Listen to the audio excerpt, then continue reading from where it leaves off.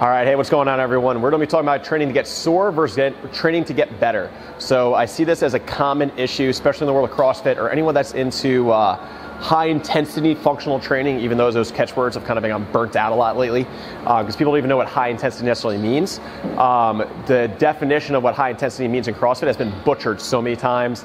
People think it's just go as hard as you can, hit the wall, crash and burn. Let's go really hard, slow down, and really fatigue yourself so you're to the point where your training doesn't have an impact on your actual fitness. That's not what it necessarily means, okay? So we're going to talk about training to get sore versus training to get better. All right, so we see most people, they feel like they got a good workout if they sweat, if their muscles are sore, and if they feel tired. I understand where you're coming from in that. You had a long day at work, you want to come in, you want to kind of burn off the stress or just kind of do something that makes you forget about your day. And so you kind of beat yourself up while working out. I get it. It's a popular thing to do right now, to go in, do stuff that's really hard, feel really sore, really beat up, and then do it again the next day. And the next day, and the next day. But does that necessarily mean you're getting better? I want you to train to get better, not just to get sore. I always joke around here at SOAR where I'm like, hey, if you want to train to get sore, tell you what, I have a good amount of stress in my life, come in, I'll punch you in every muscle in your body, you'll feel sore, I'll feel better, we both win, it'll be okay. Don't train just to get sore.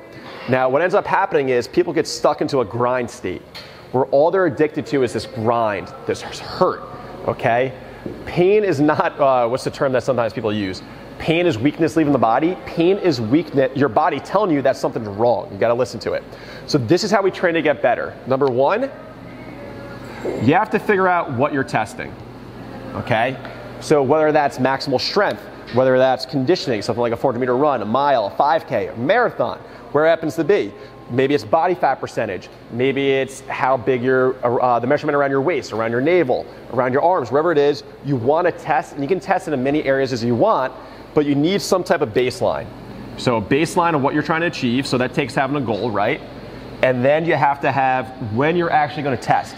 Maybe it's every 4 weeks, maybe it's every 6 weeks, maybe it's every 8 weeks, wherever it happens to be. Whatever you want to test, how often, whatever it is, you need to have a baseline and test to make sure you're getting better. You're not just going to the gym, beating yourself up. You might as well go, if you don't do that, you might as well just go to retro, hop on a treadmill, do the same exact workout, feel beat up, and get out. But we're never able to tell if we're getting better if you don't have a baseline, if you're not testing going forward.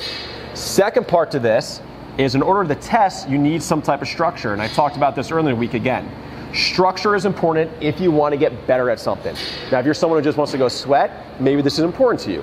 If you want to be healthier long term, if you want to progress in some sport, if you want to progress in your physical capabilities, you need to structure it so that way you have a build-up,